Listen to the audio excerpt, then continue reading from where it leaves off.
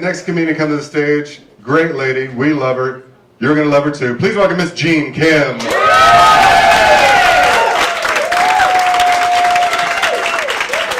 Hey, how's everyone doing tonight? Good to see all of you. So, my name is Jeannie. When I first met my Italian boyfriend's mom, she asked me if I could do her nails. At first this really put me off, but then I thought, hey, it's my boyfriend's mom. So I gave her mani-pedi, and I dry cleaned her sweater.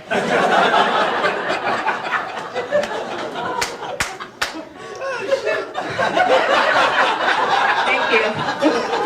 Recently, I put on a few pounds, but I'm not worried because luckily I have a very weak immune system.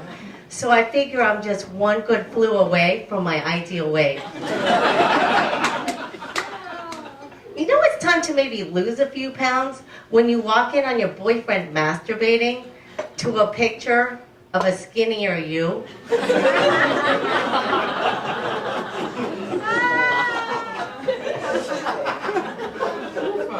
I just had my first colonoscopy. Thank you. The procedure is not so bad. The lead-up's kind of sucky. But when it was all over, I had lost 4 pounds, and the doctor said, great news, you're clean, you don't have to come back for another 5 years. And I'm like, but doc, I have a wedding to go to next month. I grew up in Ohio, and I was one of only 4 Asians in my entire high school. So this meant one of 2 things. I was ignored, or I was called a chink. I spent a lot of time doing white people activities, and I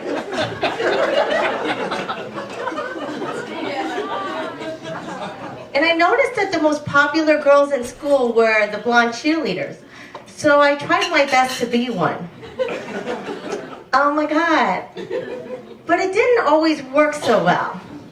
It wasn't until I moved to New York City, the land of the Asian fetishists,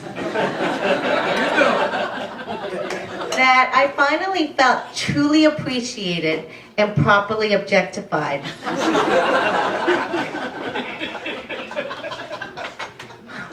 One of the first things I did was I joined Match.com, and I got an email back from a guy who said, I love eating Asian.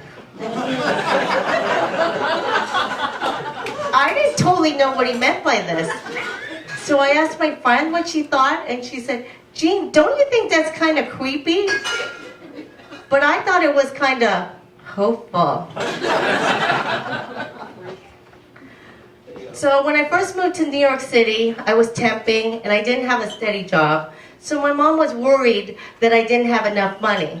So she'd call and check up on me every night. And one of the nights she called and said, Jean, I'm so worried.